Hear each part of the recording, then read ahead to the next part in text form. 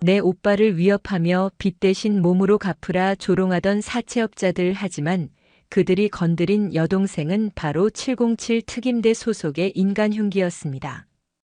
버러지 같은 조폭들의 뼈와 영혼까지 갈아버리는 한 여군의 처절한 참교육 이야기입니다. 여러분들은 지금 어디에서 어떤 일을 하시면서 청취하고 계신가요? 각자 댓글로 남겨주시면 감사드리겠습니다. 영상 시청하시기 이전에 구독과 좋아요 부탁드립니다. 저희에게 큰 힘이 됩니다. 지독한 화약 냄새와 땀으로 범벅이 된 훈련복을 벗어던지고 싶다는 생각뿐이었다. 대한민국 육군 특수전사령부 제707 특수임무단, 세상은 그들을 백호부대라 불렀다. 그리고 한가람 소령은 그 백호부대의 가장 날카로운 발톱 중 하나인 여군 중대 특수임무대를 이끄는 팀장이었다. 방금 끝난 대테러 종합훈련은 실제 상황을 방불케 하는 지옥 그 자체였다. 가상의 적들이 점령한 인천국제공항 내부를 소탕하고 인지를 구출하는 마지막 훈련에서 그녀는 한치의 오차도 없이 작전을 성공으로 이끌었다. 하지만 그 대가로 온몸의 근육은 비명을 질렀고 정신은 예리하게 날이 선 칼처럼 팽팽하게 긴장해 있었다. 일주일. 꿈같은 휴가가 주어졌다. 동기들은 술잔을 기울이며 회포를 풀자고 아우성이었지만 가람은 그 모든 유혹을 뒤로하고 곧장 위례 신도시에 위치한 자신의 오피스텔로 향했다. 그곳에는 그녀가 세상에서 유일하게 마음의 빚을 지고 있는 단 한 사람, 친오빠 한결이 기다리고 있을 터였다. 부모님을 일찍 여의고 어린 동생을 대학까지 보내기 위해 자신의 꿈을 접고 온갖 굳은 일을 마다하지 않았던 오빠. 군인이라는 험난한 길을 선택한 동생을 늘 그림자처럼 응원해주는 그녀에게는 아버지이자 어머니 같은 존재였다. 그러나 부대 정문을 나선 지 불과 1시간 만에 가람이 마주한 것은 따뜻한 가족의 온기가 아니었다. 경기도 성남시 분당구의 오래된 아파트 단지. 오빠가 사는 곳이었다. 늦은 저녁 대부분의 집에서 새어나오는 불빛이 따스한 시간. 택시에서 내린 그녀는 본능적으로 공기 중에 떠도는 이질적인 살기를 느꼈다. 훈련으로 단련된 감각이 위험 신호를 보내고 있었다. 아니나 다를까. 아파트 공동 현관 앞 희미한 가로등 불빛 아래 낯선 그림자 2개가 그녀의 오빠 한결을 둘러싸고 있었다. 한 놈은 누가 봐도 길거리 인생을 살아온 티가 역력했다. 헐렁한 검은색 트레이닝복 차림에 이레즈미 문신이 목을 타고 올라와 있었고 험악한 인상은 주변 공기마저 얼어붙게 할 정도였다. 다른 한 놈은 좀 더 교활해 보이는 인상이었다. 말끔한 정장 차림이었지만 기름을 발라 넘긴 머리와 상대를 비웃는 듯한 눈빛은 그가 더 악랄한 부류임을 증명하고 있었다. 그리고 그들 사이에 낀 오빠는 마치 늑대 무리 앞에 선 양처럼 속절없이 떨고 있었다. 평소 동생 앞에서 늘 당당했던 오빠의 어깨는 잔뜩 움츠러들어 있었고 얼굴에는 수치심과 공포가 뒤섞여 있었다. 그러게 누가 돈 빌려놓고 배째라고 했어, 한결 씨 사회생활 처음 해?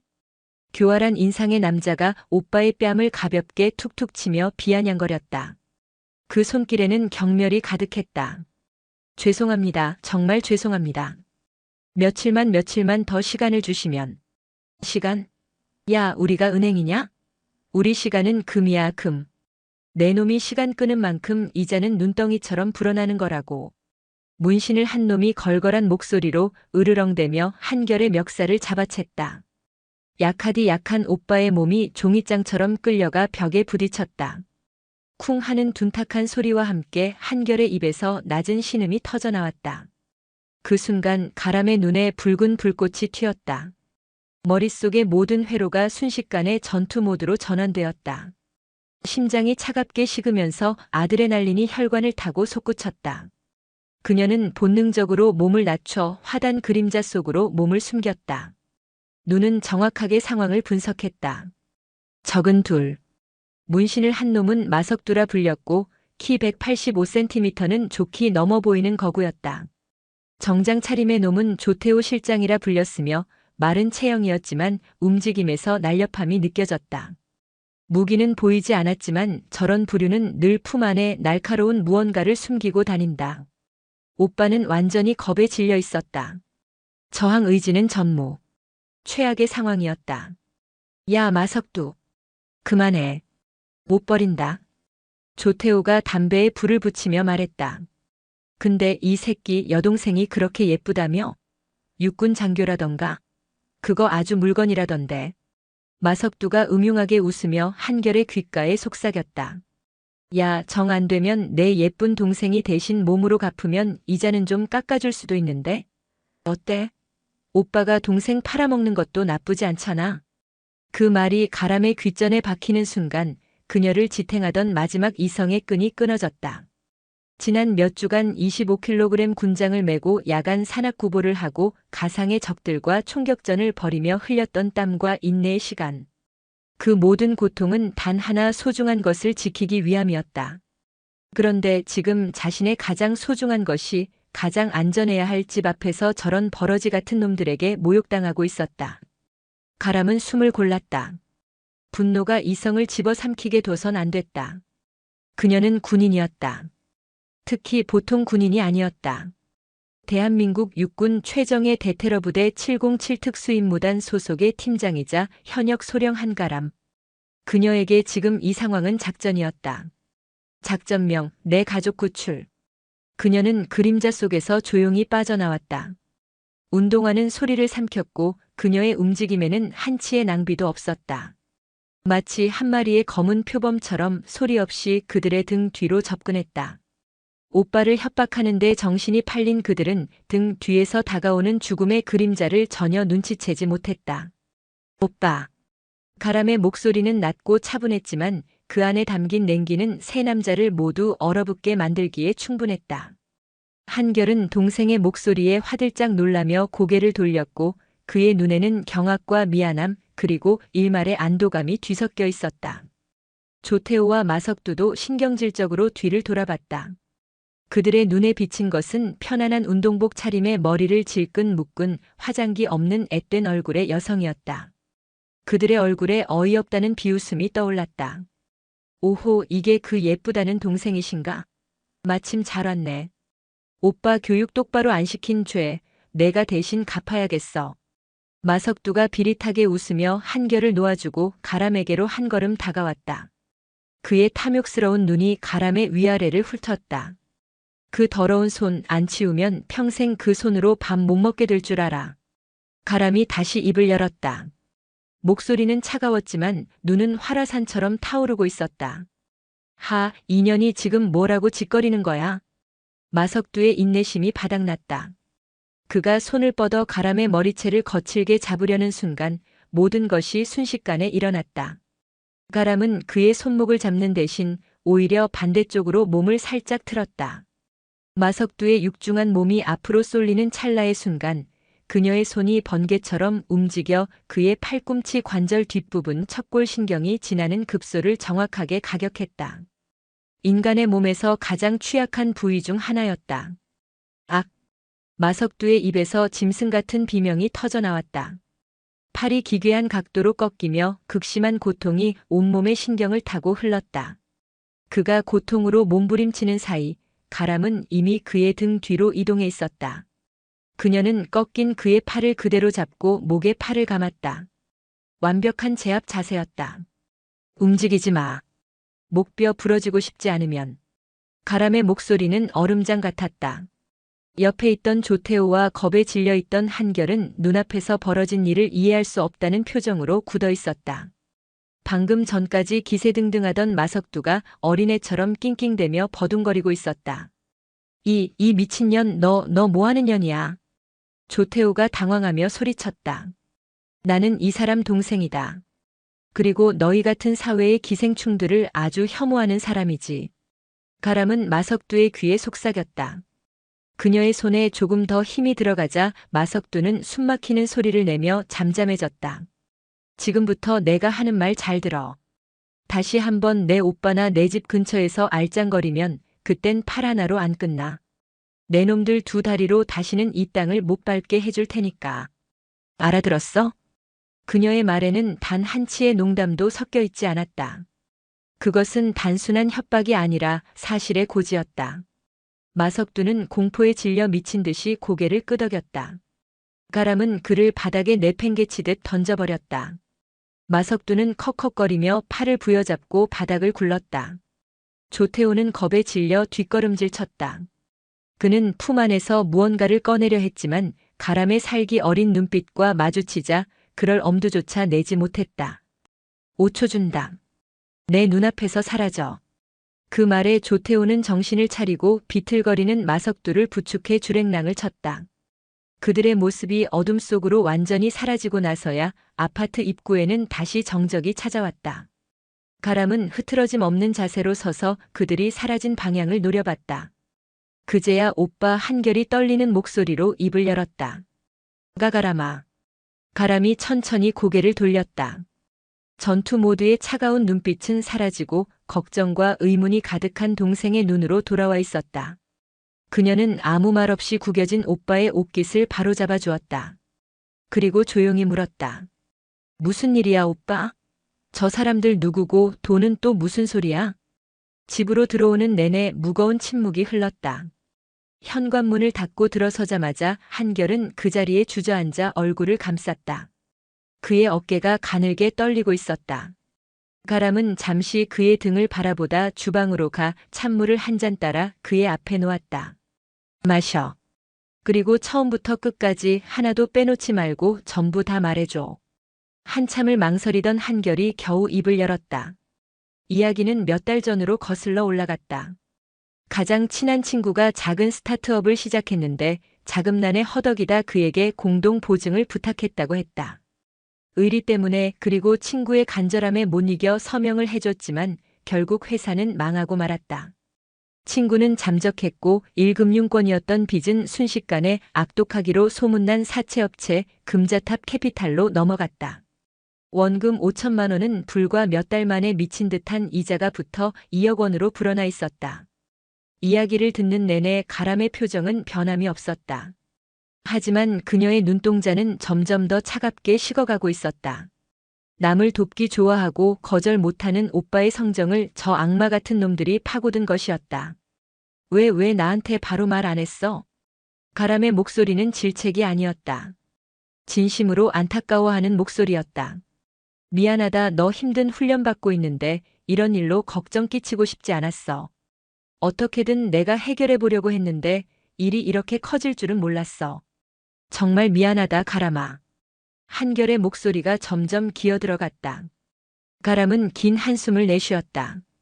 그리고 자리에서 일어나 고개 숙인 오빠의 앞에 쭈그려 앉아 눈을 맞췄다. 그녀의 손이 오빠의 떨리는 손을 따뜻하게 감쌌다. 괜찮아. 지금이라도 말해줘서 고마워. 그녀의 따뜻한 말에 한결의 눈시울이 붉어졌다. 이제부터 이건 오빠 혼자만의 문제가 아니야. 우리 문제고 그리고 이제부터는 온전히 내 문제야. 가람은 자리에서 일어났다. 그녀의 눈빛은 더 이상 평범한 동생의 것이 아니었다.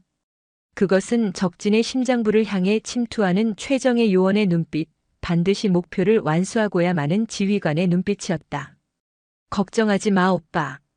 저놈들이 오빠한테서 부당하게 뜯어간 돈, 그리고 오빠가 흘린 눈물까지 내가 전부 다 이자 쳐서 받아다 줄게. 그녀의 목소리에는 강철 같은 의지가 서려 있었다. 이건 그냥 돈 문제가 아니야. 저 버러지들이 감히 누굴 건드렸는지 알려줘야지. 이건 전쟁이야. 휴가의 끝자락에서 가장 평화로워야 할 가정의 문턱에서 소령 한가람의 새로운 작전이 시작되고 있었다. 그녀는 몰랐다. 이 전쟁이 단순한 사채업자 무리를 소탕하는 것을 넘어 도시의 어두운 그늘에 뿌리내린 거대한 악의 심장부를 뒤흔들게 되리라는 것을.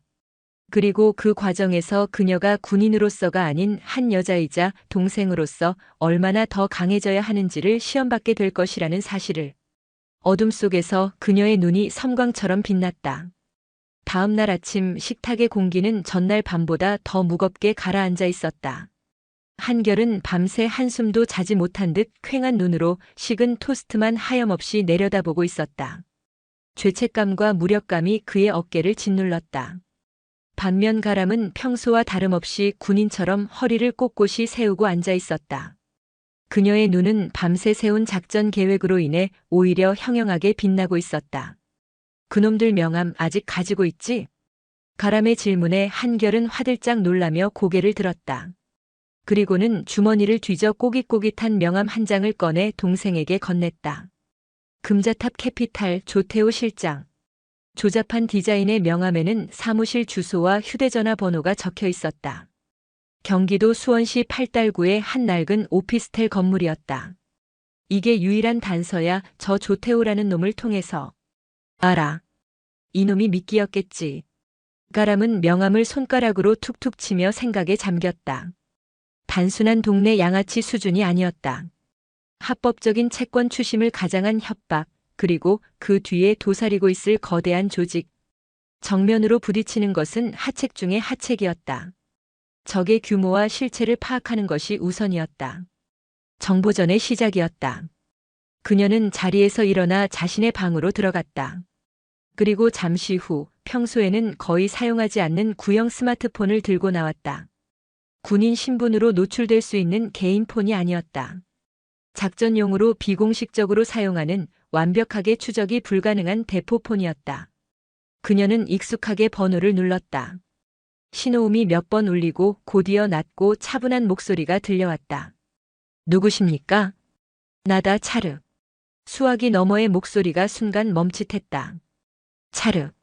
러시아어로 황제를 뜻하는 그 단어는 가람이 팀장으로 있을 때 그녀의 가장 믿음직한 부사수이자 부대 최고의 통신 및 정보전 전문가였던 차도운 하사의 호출보호였다. 그리고 그녀 자신을 지칭하는 나라는 한마디는 그들만이 아는 암묵적인 신호였다. 팀장님이십니까? 이 번호는 어떻게? 차도운의 목소리에 당혹감과 반가움이 뒤섞였다. 그는 3년 전 작전 중 불의의 부상으로 아쉽게 전역한 후 지금은 작은 보안 컨설팅 업체를 운영하고 있었다.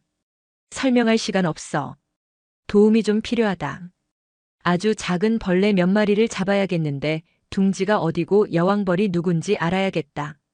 가람의 목소리에는 사적인 감정이 배제되어 있었다. 그것은 지휘관이 부하에게 임무를 하다라는 목소리였다. 무슨 일이신지 모르겠습니다만 팀장님 명령이시라면 언제든 따를 준비가 되어 있습니다. 차도운의 목소리에 망설임은 없었다. 그에게 한가람은 단순한 상관 그 이상이었다. 생사를 함께 넘나들었던 전우이자 절대적인 신뢰의 대상이었다. 가람은 조태호의 이름과 명함에 적힌 정보를 불러주었다. 이놈들 보통 내기가 아닌 것 같다. 일단 오늘 중으로 사무실 주변에 가서 정찰을 해볼 생각이야. 내가 필요하다. 눈과 귀가 되어줄 장비 그리고 안전한 통신망. 준비할 수 있나? 걱정 마십시오. 팀장님께서 쓰시던 것보다 더 좋은 걸로 준비해 놓겠습니다. 위치만 찍어주십시오. 고맙다 차르. 충성. 짧은 통화를 마친 가람은 다시 식탁으로 돌아왔다. 그녀는 한결의 어깨에 손을 얹었다. 오빠, 오늘 하루만 이모 댁에 가 있어.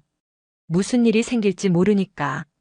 그리고 절대 아무한테도 연락하지 말고 내 전화만 받아. 가람아, 위험한 일 하려는 거 아니지? 그냥 경찰에 신고하자. 가람이 피식 웃었다. 경찰에 신고하면 저놈들 증거 불충분으로 풀려나거나 기껏해야 벌금형이야. 솜방망이 처벌받고 나와서 더 악랄하게 오빠를 괴롭히겠지. 이건 법으로 해결할 수 있는 문제가 아니야. 저놈들은 법을 비웃는 놈들이니까. 법보다 무서운 게 있다는 걸 가르쳐 줘야지. 그녀의 눈빛을 본 순간 한결은 더 이상 아무 말도 할 수 없었다. 그것은 동생의 눈빛이 아니었다. 모든 것을 꿰뚫어보고 한치의 흔들림도 없는 지휘관의 눈빛이었다. 오후가 되자 가람은 완벽하게 다른 사람으로 변신했다. 군복 대신 몸에 달라붙지 않는 편안한 운동복을 입었고 질끈 묶었던 머리는 풀어헤쳐 모자를 깊게 눌렀었다. 날카로운 인상을 주는 눈썹은 화장으로 부드럽게 만들었고 커다란 뿔테 안경으로 얼굴의 반을 가렸다. 이제 그녀는 최정예 특수부대 소령이 아니라 동네 헬스장에 운동 가는 평범한 20대 여성처럼 보였다. 수원시 인계동의 한적한 카페에서 차도운을 만났다.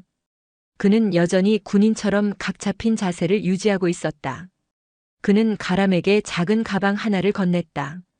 최신형입니다. 초소형 무선 도청 장치와 송신기, 그리고 반경 500m 내 모든 통신을 감청할 수 있는 장비입니다. 이 이어폰을 끼시면 제가 듣는 모든 것을 팀장님께서도 실시간으로 들으실 수 있습니다. 수고했다. 가람은 가방을 받아들고 그의 어깨를 두드려 주었다. 너는 여기서 대기해. 내가 신호를 보내기 전까지 절대 움직이지 마. 예, 알겠습니다. 가람은 금자탑 캐피탈이 입주해 있다는 8달구의 허름한 오피스텔 건물로 향했다. 건물 입구부터 탁한 담배 연기와 역한 냄새가 코를 찔렀다. 엘리베이터는 고장이었고 그녀는 비상계단을 이용해 7층까지 소리 없이 올라갔다. 708호. 굳게 닫힌 철문 앞에는 아무런 간판도 없었다. 그녀는 문에 귀를 기울였다. 안에서 여러 명의 남자들이 떠드는 소리가 희미하게 들려왔다. 가람은 잠시 숨을 고른 뒤 반대편 비상계단 창문으로 향했다. 다행히 창문은 오피스텔 복도와 마주보고 있었다. 그녀는 창틀에 몸을 기대고 마치 통화하는 척하며 차도운이 준 초소형 장비를 꺼내 들었다. 그녀의 손가락이 작고 검은 장치를 능숙하게 조작했다. 708호 철문의 아주 작은 틈새. 그곳을 향해 그녀는 장치를 겨냥했다. 특수 제작된 접착제가 발사되며 쌀알보다 작은 도청 장치가 소리 없이 철문에 달라붙었다. 완벽한 성공이었다. 가람은 조용히 건물 밖으로 빠져나와 차도운이 대기하고 있는 차에 올라탔다. 그녀가 이어폰을 귀에 꽂자 지지직거리는 잡음과 함께 708호 내부의 소리가 생생하게 들려오기 시작했다. 그래서 그 한결이라는 호구는 어떻게 됐어? 어제 그년한테 개박살 났다며? 어제 들었던 그 교활한 목소리, 조태호의 목소리였다. 아, 말도 마십시오, 실장님. 그년 완전 미친년입니다. 갑자기 나타나서 팔을 그냥. 마석두의 억울함이 묻어나는 목소리였다. 병신 같은 새끼. 계집 하나 처리 못해서 질질 짜?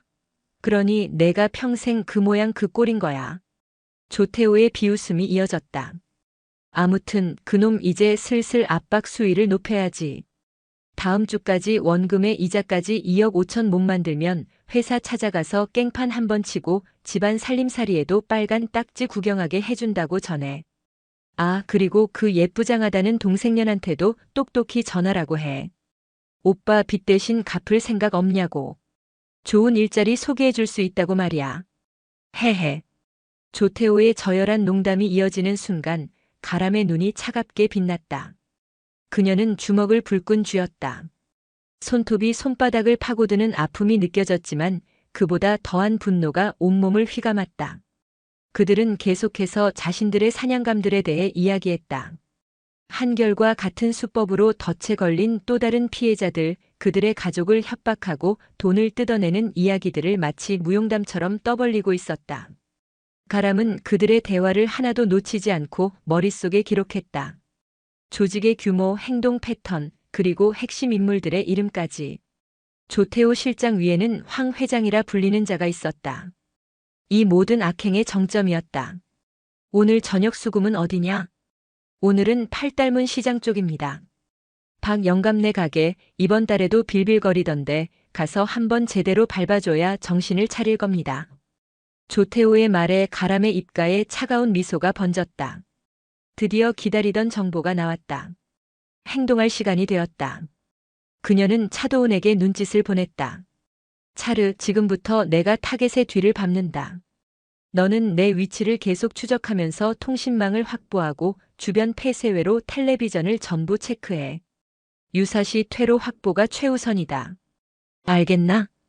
예, 알겠습니다, 팀장님. 가람은 차에서 내렸다. 그녀의 발걸음은 더 이상 평범한 동네 여자의 것이 아니었다.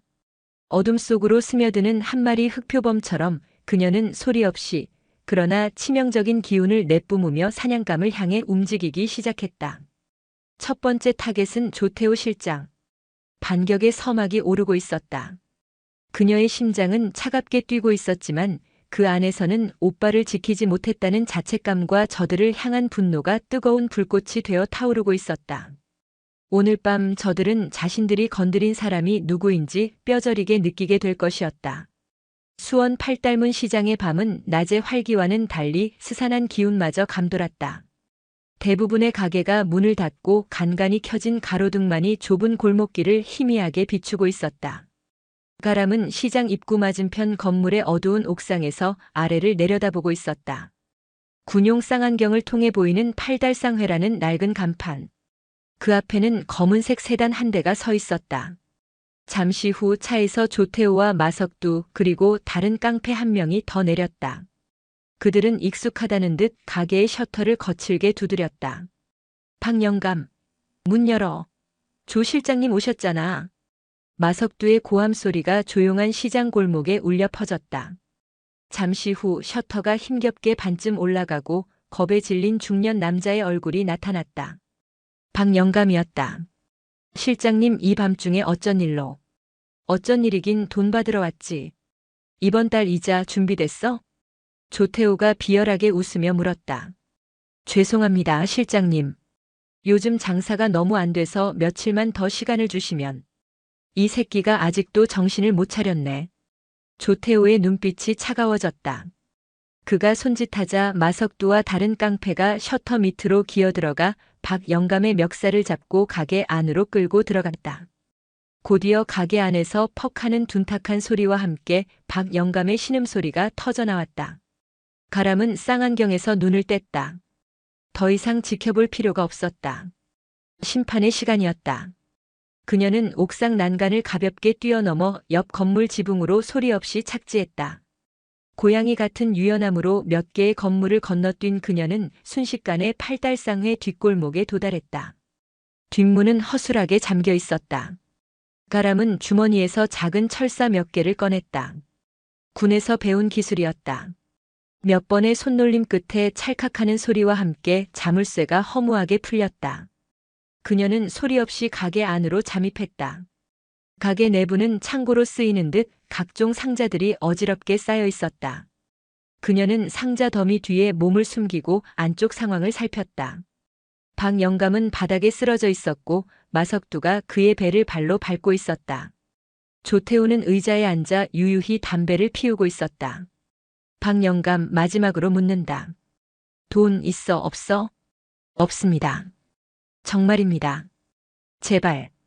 그래. 그럼 몸으로 갚아야지. 내 놈 신장 한 짝이면 원금은 깔 수 있겠네. 조태호가 담배를 바닥에 비벼 끄며 일어서는 순간이었다. 거기까지. 가게 안을 울리는 차가운 목소리. 세 남자의 시선이 일제히 소리가 들려온 창고 쪽으로 향했다. 어둠 속에서 천천히 걸어 나오는 가람의 모습에 조태호의 눈이 커졌다. 너는 한결이 동생? 빙고. 상품은 지옥행 편도 티켓이다. 가람의 입가에 어린 미소는 악마의 그것과 같았다. 하, 이 미친년이 제 발로 찾아왔네. 얘들아, 저년 아주 손발을 분질러서. 조태호의 말이 채 끝나기도 전에 가람의 몸이 먼저 움직였다.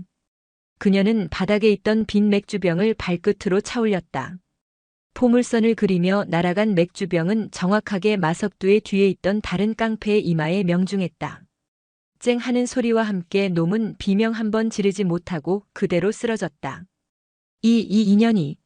마석두가 당황하며 달려들었다. 그는 어제의 실수를 만회하려는 듯 주먹을 크게 휘둘렀다. 하지만 가람은 그의 주먹을 피하는 대신 오히려 그의 품으로 파고들었다. 그리고는 그의 명치에 정확하게 팔꿈치를 꽂아 넣었다. 컥! 마석두의 입에서 숨막히는 소리가 터져 나왔다. 그는 그대로 무릎을 꿇고 쓰러져 위액을 토해냈다. 순식간에 두 명의 부하를 잃은 조태호는 당황한 기색이 역력했다. 그는 뒷걸음질치며 품 안에서 무언가를 꺼내들었다. 번쩍이는 칼날, 등산용 나이프였다. 오지 마. 더 오면 찔러버릴 거야. 칼이라 장난감 치고는 제법 날카로워 보이네. 가람은 여유를 잃지 않았다. 그녀는 천천히 조태호에게 다가갔다. 공포에 질린 조태호가 칼을 마구잡이로 휘둘렀다. 하지만 칼날은 번번이 허공을 갈랐다. 가람은 최소한의 움직임으로 그의 공격을 모두 피하고 있었다. 그녀의 움직임은 마치 잘 짜인 춤사위 같았다. 몇 번의 공격이 무의로 돌아가자 조태호는 초조해졌다. 그가 다시 한번 칼을 휘두르는 순간 가람은 그의 손목을 낚아챘다. 그리고는 그의 팔을 비틀어 올렸다. 우드득하는 소름 끼치는 소리와 함께 조태호의 어깨 관절이 탈골되었다. 으악! 조태호의 손에서 칼이 바닥으로 떨어졌다. 가람은 그의 꺾인 팔을 잡고 그대로 벽으로 밀어붙였다. 다시 한번 묻지. 내 놈들 정체가 뭐야? 황 회장이라는 놈은 누구고 본거지는 어디지? 뭐 몰라. 나는 아무것도 몰라. 그래. 가람은 바닥에 떨어진 칼을 주워들었다. 그리고는 비명을 지르는 조태호의 허벅지에 칼날을 박아 넣었다. 깊숙이. 으악. 내 입이 열릴 때까지 5분 간격으로 하나씩 더 꽂아줄게. 다음은 내 놈이 소중하게 생각하는 곳이 될 거야. 가람의 눈에는 자비라고는 찾아볼 수 없었다. 그녀는 더 이상 대한민국 육군 소령이 아니었다. 가족을 지키기 위해 기꺼이 악마가 된 심판자였다. 공포와 고통에 질린 조태호의 눈에 눈물과 콧물이 범벅이 되었다. 그는 결국 모든 것을 털어놓기 시작했다. 황 회장의 본명은 황극성. 수원 일대의 유흥가와 불법 도박장을 장악하고 있는 기업형 폭력 조직 골든크라운의 보스였다. 그리고 자신들의 본거지는 평택항 근처의 폐물류 창고라는 것까지. 모든 정보를 얻어낸 가람은 조태호의 턱을 강하게 가격해 기절시켰다. 그리고는 바닥에 쓰러져 있던 박영감에게 다가갔다. 괜찮으십니까, 사장님? 누구신데? 박영감은 두려움에 떨며 물었다. 그냥 지나가던 사람입니다. 이놈들 다시는 사장님을 괴롭히지 못할 겁니다. 그리고 이 돈 치료비에 보태 쓰십시오. 가람은 조태호의 지갑에서 현금 다발을 꺼내 박영감의 손에 쥐어주었다. 그리고는 호련히 어둠 속으로 사라졌다. 가게를 빠져나온 가람은 이어폰에 대고 말했다. 차르, 정보 확보 완료. 타겟은 골든크라운 보스 황극성. 본거지는 평택항 폐물류 창고다. 지금부터 2단계 작전으로 돌입한다. 수화기 너머로 차도훈의 긴장된 목소리가 들려왔다. 팀장님, 상대는 단순한 사채업자가 아니라 조직 폭력배입니다. 너무 위험합니다. 지원은 필요 없다. 가람의 목소리는 단호했다. 이건 나 혼자서 시작한 전쟁이야. 마무리도 내 손으로 한다. 그녀는 어둠 속에서 멀리 보이는 도시의 불빛을 바라보았다. 이제 주사위는 던져졌다. 거대한 악의 심장부를 향한 그녀의 외로운 전쟁이 본격적으로 시작되고 있었다. 그녀는 알지 못했다. 그 폐창고 안에서 그녀를 기다리고 있는 것이 상상 이상의 거대한 어둠과 잔혹한 진실이라는 것을. 하지만 그녀의 발걸음에는 한치의 망설임도 없었다. 그녀는 군인이었고 군인은 결코 후퇴하지 않기 때문이었다. 조태호를 처리하고 돌아온 가람은 단 한숨도 자지 않았다. 그녀의 머릿속은 온통 적의 본거지인 평택항 폐물류 창고에 대한 생각으로 가득 차 있었다. 조태호가 공포에 질려 내뱉은 정보들을 종합해 볼 때 그곳은 단순한 조폭 소굴이 아닐 것이라는 직감이 강하게 들었다. 섣불리 움직였다가는 벌집을 건드리는 꼴이 될 수 있었다. 미지의 적과 싸울 때 가장 중요한 것은 정보다. 적의 심장부를 들여다볼 수 있는 눈이 필요했다.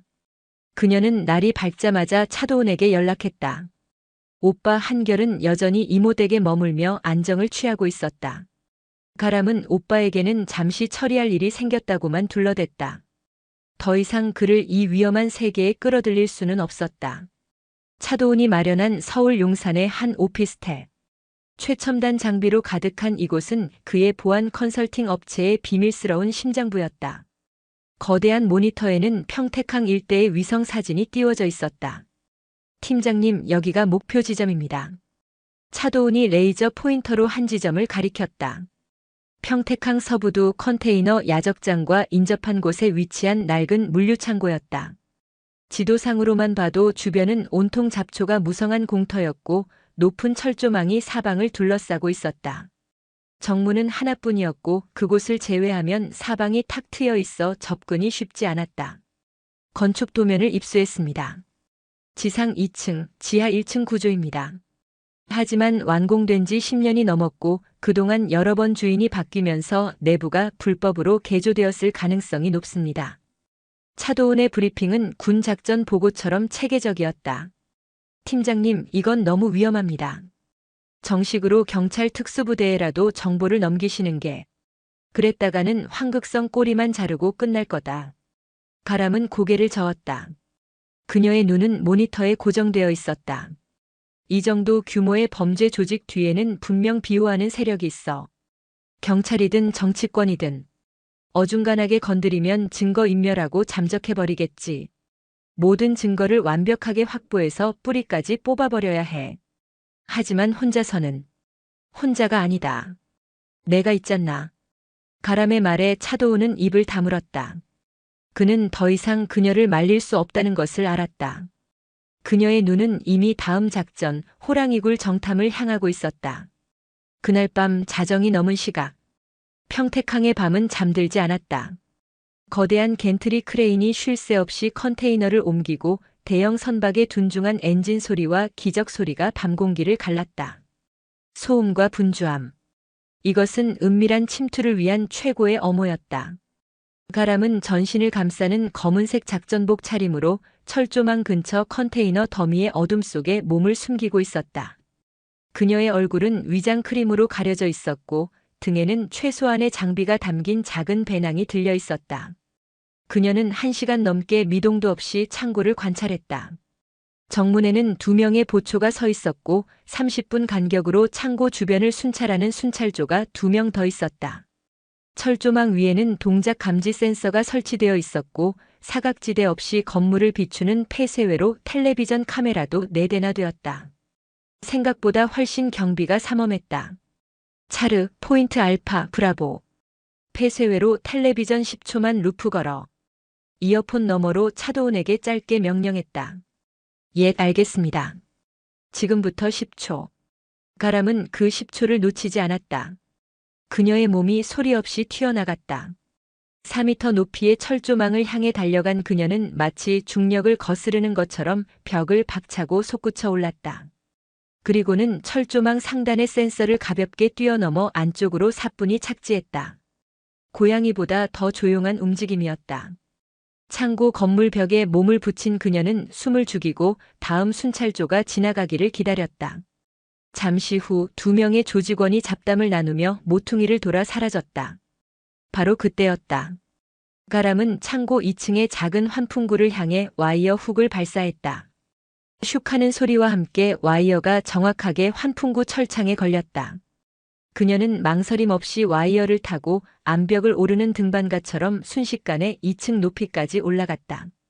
환풍구 철창은 낡고 녹슬어 있었다. 그녀가 특수 제작된 절단기로 몇 군데를 자르자 힘없이 떨어져 나갔다. 좁은 환풍구 안으로 몸을 밀어넣었다. 먼지와 거미줄이 가득한 어둠 속을 포복 자세로 조용히 나아갔다. 얼마쯤 갔을까 아래쪽에서 희미한 불빛과 함께 웅성거리는 소리가 들려왔다. 그녀는 환풍구 바닥의 덮개 틈 사이로 아래를 내려다보았다. 그리고 그 순간 그녀는 자신의 예상이 맞았다는 것을, 아니 상상했던 것 이상이라는 것을 깨달았다. 창고 내부는 거대한 불법 도박장으로 개조되어 있었다. 수십 개의 테이블에서 사람들이 카드와 화투패를 돌리고 있었고 한쪽에서는 룰렛이 쉴 새 없이 돌아가고 있었다.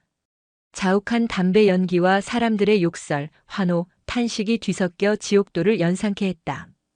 이곳이 바로 골든 크라운의 돈줄, 모든 악의 근원지였다.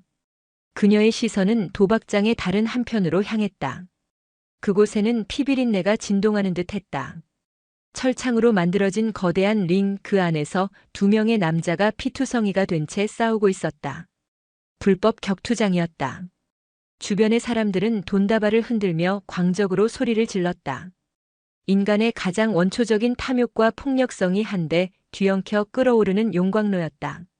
가람의 눈은 도박과 싸움에 미친 사람들을 지나 그들을 감시하는 조직원들의 움직임과 배치, 무장 상태를 빠르게 훑었다. 대부분 허리춤에 무전기를 차고 있었고 간혹 옆구리가 불룩한 자들도 보였다. 총기일 가능성도 배제할 수 없었다. 그녀의 시선이 2층의 방탄 유리로 막힌 VIP 룸으로 향했다. 그곳에는 다른 세상이 펼쳐져 있었다. 고급스러운 가죽 소파에 몇몇 남자들이 앉아 아래층의 지옥도를 안주 삼아 값비싼 양주를 마시고 있었다. 그리고 그 중심에 압도적인 존재감을 뿜어내는 중년의 남자가 앉아 있었다. 황극성. 사진으로 봤던 것보다 훨씬 더 날카롭고 잔인한 인상이었다. 그는 마치 로마의 황제처럼 아래층의 아귀 다툼을 무심하게 내려다보고 있었다. 그의 옆에는 황전무라고 불리는 오른팔이 서서 무언가를 보고하고 있었다. 가람은 소형 지향성 마이크를 꺼내 그들의 대화에 집중했다. 조태호 놈은 아직도 정신을 못 차리고 있습니다. 병원 침대에 묶여서 헛소리만 짓거립니다. 한심한 놈. 계집 하나 처리 못해서 이 사달을 내. 뒤는 깨끗하게 처리했나? 황극성의 목소리는 낮고 차분했지만 그 안에 담긴 냉기는 등골을 서늘하게 만들었다. 예, 회장님. 팔달문 시장 주변 폐쇄회로 텔레비전은 전부 지웠고 조태호가 뱉은 말은 그냥 술주정으로 만들었습니다. 경찰 쪽에도 이야기는 해두었고요. 그래. 하지만 상대가 보통 내기가 아니야. 우리 애들 둘을 순식간에 병신으로 만들고 조태호 어깨를 맨손으로 박살낼 정도면 프로의 솜씨다. 황극성은 시가에 불을 붙이며 연기를 깊게 빨아들였다. 한결이라는 놈 뒷조사는 해봤나? 그냥 평범한 회사원입니다. 주변에 그런 인물은 없는 것으로 파악됩니다. 그래, 그럼 그 여자는 대체 누구지? 황극성의 눈이 가늘어졌다. 그는 단순한 분노가 아니라 흥미로운 사냥감을 발견한 포식자의 눈빛을 하고 있었다. 황전무 평택 바닥에 있는 우리 식구들 전부 풀어. 그 여자 반드시 살려서 내 앞에 데려와. 아주 재미있는 물건일 것 같으니까. 감히 내 돈줄에 손을 대고 내 식구를 건드린 대가가 뭔지 아주 친절하게 가르쳐줘야지. 그의 말에 가람은 주먹을 불끈 쥐었다. 그 순간 가람이 몸을 숨긴 환풍구 바로 아래쪽에서 한 조직원이 고개를 들어 주변을 둘러보았다. 가람은 본능적으로 숨을 멈췄다. 심장이 철렁 내려앉았다. 조직원의 시선이 잠시 환풍구 쪽에 머무는 듯 했다. 일촉즉발의 위기. 가람의 손은 이미 허리춤에 마취총으로 향하고 있었다. 만약 발각된다면 이곳의 모든 조직원들을 상대로 살아나가야 했다. 그것은 자살 행위였다. 다행히 조직원은 별다른 이상을 느끼지 못했는지 다시 시선을 아래로 돌렸다. 가람은 차가운 식은땀이 등을 타고 흐르는 것을 느꼈다. 그녀는 더 이상 머무는 것은 위험하다고 판단했다. 황극성의 얼굴과 목소리, 그리고 이곳의 구조와 병력 배치를 확인한 것만으로도 오늘의 목표는 달성했다. 그녀는 조용히 왔던 길을 되짚어 환풍구를 빠져나왔다. 그리고 다시 한번 어둠에 몸을 실어 유령처럼 창고 부지를 벗어났다. 차로 돌아온 가람은 마치 깊은 잠수 끝에 수면으로 나온 사람처럼 깊은 숨을 내쉬었다. 팀장님 괜찮으십니까? 차도훈이 걱정스럽게 물었다. 그래. 호랑이 얼굴은 똑똑히 보고 왔다. 가람의 눈은 이전보다 더욱 차갑고 단단해져 있었다. 저놈들 날 찾고 있어. 아주 재미있는 물건 취급을 하더군. 그녀의 입가에 섬뜩한 미소가 걸렸다. 그래, 재미있게 놀아줘야지. 저놈들이 가장 두려워하는 방식으로. 그녀는 이제 확신했다. 이것은 단순한 복수가 아니었다. 도시의 암세포 같은 저들을 완전히 도려내기 위한 대수술이 되어야만 했다.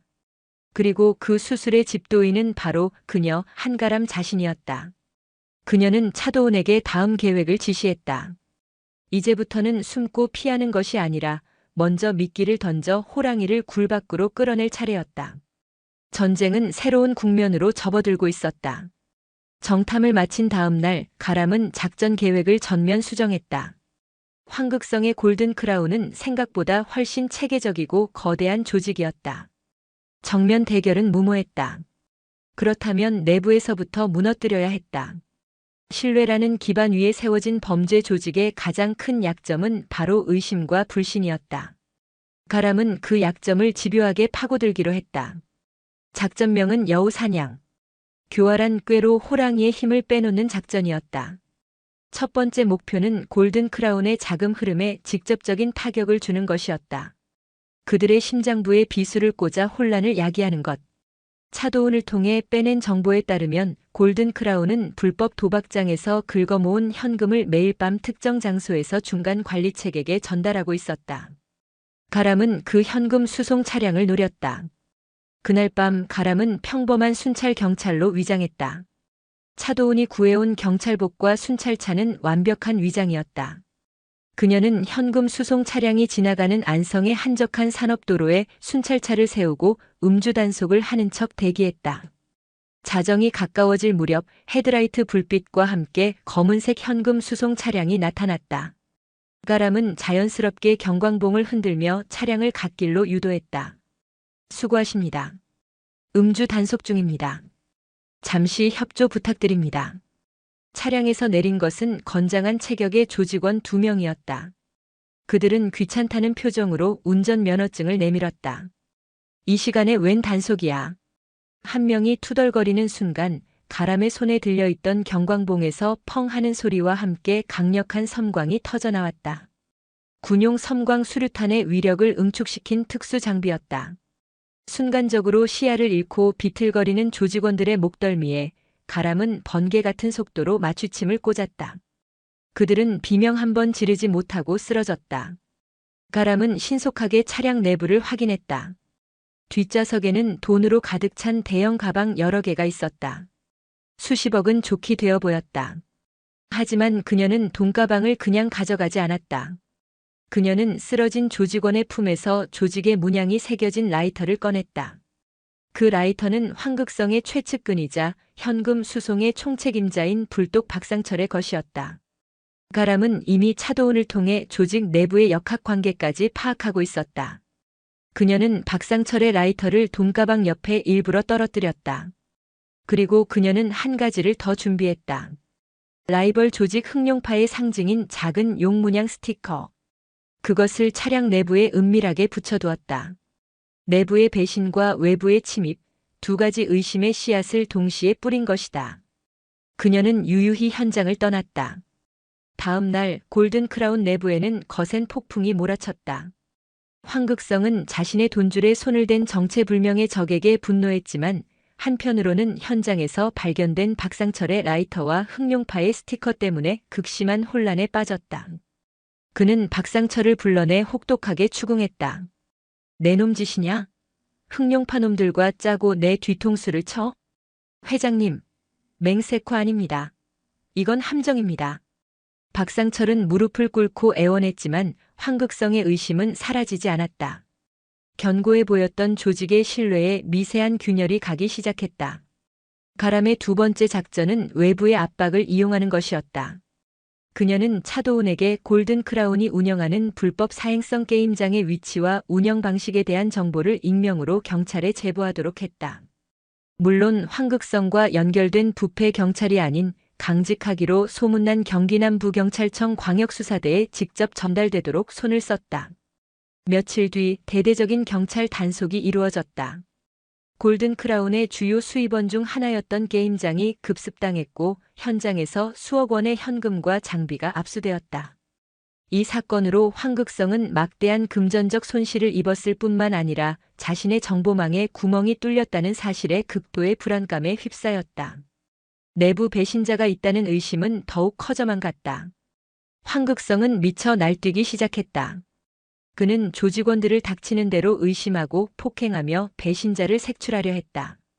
충성으로 뭉쳤던 조직은 이제 서로를 감시하고 의심하는 지옥으로 변해갔다. 한편 가람은 오빠를 더 안전한 곳으로 피신시킨 후 자신도 거처를 옮겼다. 차도훈이 마련해준 작은 원룸이었다. 그곳에서 그녀는 벽에 경기도 일대의 지도와 골든 크라운 조직도를 붙여놓고 다음 작전을 구상했다. 그녀의 눈은 붉게 충혈되어 있었지만 그 어느 때보다도 냉철하게 빛나고 있었다. 그녀는 자신이 뿌린 혼돈의 씨앗이 골든 크라운 내부에서 어떻게 싹을 틔우고 있는지 차도훈을 통해 실시간으로 보고받고 있었다. 황극성은 극도의 스트레스로 인해 판단력이 흐려지고 있었다. 그리고 마침내 가람이 기다리던 소식이 들려왔다. 팀장님, 황극성이 움직일 것 같습니다. 차도훈의 목소리는 흥분으로 떨리고 있었다. 경찰 단속과 자금 압박으로 불안해진 황극성이 자신의 비자금과 모든 범죄 기록이 담긴 장부를 다른 곳으로 옮기려 하는 것 같습니다. 일명 판도라의 상자입니다. 그것만 손에 넣으면 골든 크라운은 끝입니다. 드디어 때가 왔다. 호랑이가 제 발로 굴 밖으로, 그것도 가장 소중한 것을 들고 나오는 순간이었다. 이동 경로와 시간은 내일 밤 11시 경부 고속도로를 통해 천안 근교의 비밀 금고로 이동할 계획입니다. 차량은 3대. 중간에 있는 방탄 차량에 장부가 있을 확률이 높습니다. 가람은 지도를 바라보았다. 그녀의 머릿속에서는 이미 수십 가지의 이동 경로 차단 및 기습 시뮬레이션이 그려지고 있었다. 덫을 놓아야지. 절대로 빠져나갈 수 없는 덫을. 그녀는 차도은에게 몇 가지 준비물을 지시했다.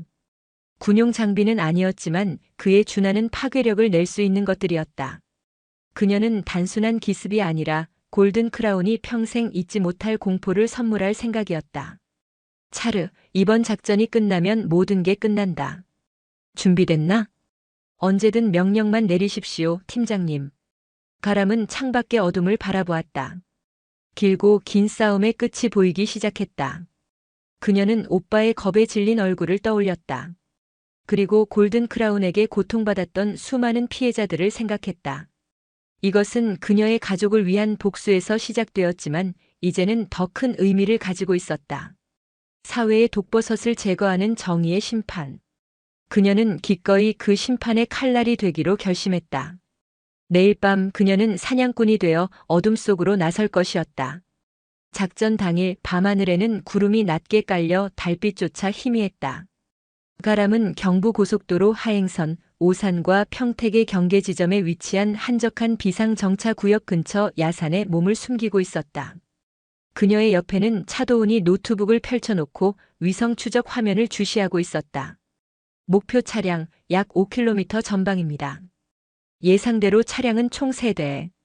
선두와 후미의 호위 차량, 중간 방탄 차량에 황극성의 오른팔인 황전무와 판도라의 상자가 타고 있습니다. 차도은의 보고에 가람은 고개를 끄덕였다. 그녀는 야간 투시경을 통해 어둠이 깔린 고속도로를 내려다보았다. 그녀가 설정한 작전 구역은 완만한 내리막 커브길이었다. 과속하기 쉽고 사고가 나면 연쇄 추돌로 이어질 수 있는 최적의 장소였다. 1단계 시작. 가람의 나지막한 명령에 차도은이 노트북 키를 눌렀다.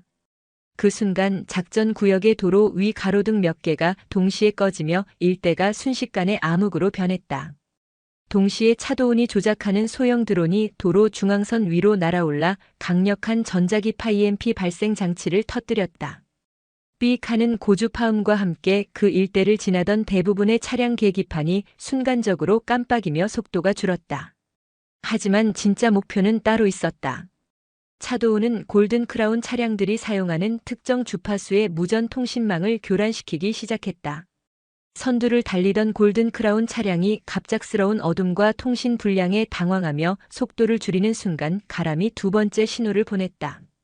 2단계.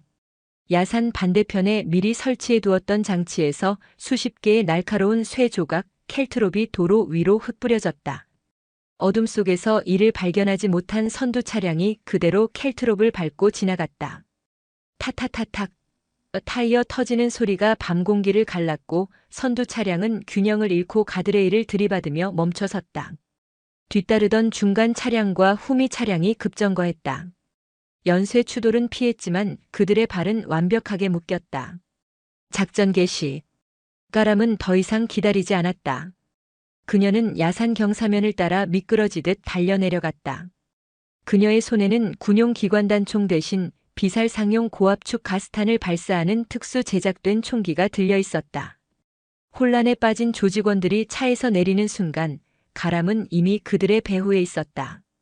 그녀는 소음기가 장착된 가스총으로 후미 차량의 조직원들을 하나씩 조용히 제압해 나갔다. 퍽 하는 둔탁한 소리와 함께 가스탄에 맞은 조직원들은 비명 한 번 지르지 못하고 쓰러졌다. 최정의 대테러 요원의 은밀하고 정확한 사격술이었다. 순식간에 후미를 정리한 가람은 목표인 중간 방탄 차량으로 향했다.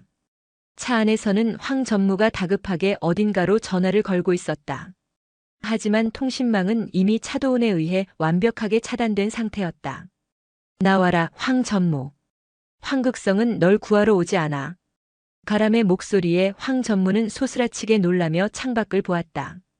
어둠 속에서 유령처럼 나타난 가람의 모습에 그의 얼굴은 공포로 일그러졌다. 그는 옆자리에 있던 티타늄 합금으로 제작된 서류 가방을 필사적으로 끌어안았다. 누구냐 넌? 내 놈들 보스가 아주 만나고 싶어하는 여자다. 가람은 조수석 유리창에 총구를 겨눴다. 방탄 유리였지만 특수 제작된 충격탄 앞에서는 무용지물이었다. 콱창 하는 굉음과 함께 유리창에 거미줄 같은 균열이 생겼고 놀란 황 전무가 몸을 움츠리는 사이 가람은 문을 열고 그의 팔을 잡아 차 밖으로 끌어냈다. 그는 격렬하게 저항했지만 가람은 그의 관절을 정확하게 꺾어 간단하게 제압했다. 가방 내놔. 차라리 날 죽여라. 이걸 넘겨주면 난 회장님 손에 죽는다. 걱정 마.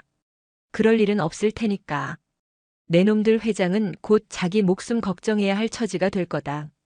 가람이 가방을 빼앗으려던 순간 가드레일을 들이받았던 선두 차량에서 내린 조직원들이 권총을 꺼내 들고 이쪽으로 달려오고 있었다. 진짜 총이었다. 팀장님 위험합니다. 적어도 5명 이상 실탄입니다. 차도훈의 다급한 외침이 이어폰을 통해 들려왔다. 가람은 황 전무를 방패 삼아 차체 뒤에 몸을 숨겼다. 타타탕. 총알이 차체에 부딪히며 불꽃을 튀겼다. 상황은 순식간에 일촉즉발의 총격전으로 변했다. 가람은 잠시 숨을 고르며 상황을 판단했다. 이대로는 고립될 수밖에 없었다. 그녀는 결단을 내려야 했다. 차르 최종 단계 실행. 하지만 팀장님 너무 위험합니다. 실행해. 가람의 단호한 명령에 차도우는 입술을 깨물며 마지막 프로그램을 실행시켰다. 잠시 후 고속도로 저편에서부터 여러 대의 경찰차 사이렌 소리가 들려오기 시작했다. 차도훈이 익명의 신고자인 척 고속도로에서 총격전이 벌어지고 있다고 신고한 것이었다. 경찰의 등장은 골든 크라운 조직원들을 극도의 혼란에 빠뜨렸다. 그들이 우왕좌왕하는 틈을 타 가람은 연막탄을 터뜨렸다. 자욱한 연기가 주변을 뒤덮자 그녀는 황 전무를 기절시키고 티타늄 가방을 낚아챘다. 그리고는 망설임 없이 고속도로 중앙분리대를 뛰어넘어 반대편 차선으로 몸을 날렸다. 때마침 차도훈이 몰고 온 픽업트럭이 급정거하며 그녀의 앞에 섰다. 가람은 트럭 뒤 칸에 몸을 실었고 트럭은 굉음을 내며 어둠 속으로 사라졌다. 모든 것은 불과 5분 안에 일어난 일이었다. 경찰이 현장에 도착했을 때 그곳에는 망가진 차량들과 쓰러진 조직원들 그리고 자욱한 연기만이 남아 있었다. 골든 크라운의 판도라의 상자는 그렇게 유령처럼 사라져버렸다. 안전한 장소로 돌아온 가람은 숨을 고르지도 않고 티타늄 가방을 열었다. 안에는 수십 개의 통장과 차명 계좌 내역, 그리고 두꺼운 장부가 들어있었다. 장부에는 골든 크라운이 지난 수년간 저질러온 온갖 범죄 행위, 뇌물을 받은 경찰과 정치인들의 명단 그리고 피해자들의 신상 정보까지 낱낱이 기록되어 있었다. 골든 크라운을 한 번에 무너뜨릴 수 있는 결정적인 증거였다. 가람은 승리의 안도감도 잠시 장부를 한 장 한 장 넘겨보았다. 그녀의 눈이 꼼꼼하게 피해자 명단을 훑어내려가고 있었다. 그런데 그 순간 그녀의 손이 허공에서 굳어버렸다. 동공이 미세하게 흔들렸다. 장부의 한 페이지, 몇 년 전 날짜의 피해자 명단 속에서 그녀는 결코 있어서는 안 될 너무나도 익숙한 이름을 발견하고 말았다. 한결. 오빠의 이름이었다. 하지만 이것은 최근의 보증 사건과는 별개의 아주 오래전에 기록된 것이었다. 오빠는 이번이 처음이 아니었다. 그는 과거에도 골든 크라운에게 돈을 빌렸고 그 사실을 자신에게 철저히 숨겨왔던 것이었다. 장부에 적힌 금액과 상환 내역은 그녀가 상상했던 것보다 훨씬 더 복잡하고 어두운 거래의 흔적을 담고 있었다. 가람의 머릿속이 하얗게 비어버렸다.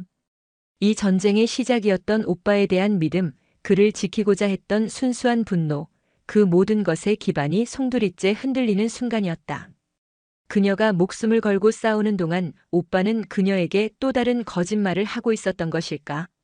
그녀의 손에서 장부가 힘없이 바닥으로 떨어졌다. 차가운 원룸의 공기가 승리의 환희 대신 날카로운 배신감의 파편이 되어 가람의 폐부를 찔렀다. 손에서 떨어진 장부는 마치 살아있는 생물처럼 바닥에 펼쳐져 있었다. 그 위에는 골든 크라운의 추악한 범죄 목록이 아닌 자신의 삶을 고발하는 기소장이 적혀 있는 듯 했다. 한결. 밝고 다른 종이 위에 선명하게 박힌 오빠의 이름. 그것은 단순한 잉크 자국이 아니었다.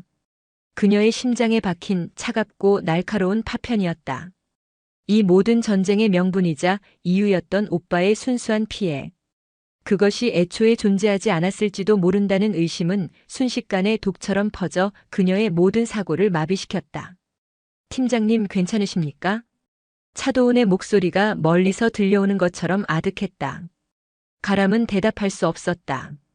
그녀는 특수부대원으로서 수없이 많은 위기 상황을 겪었다.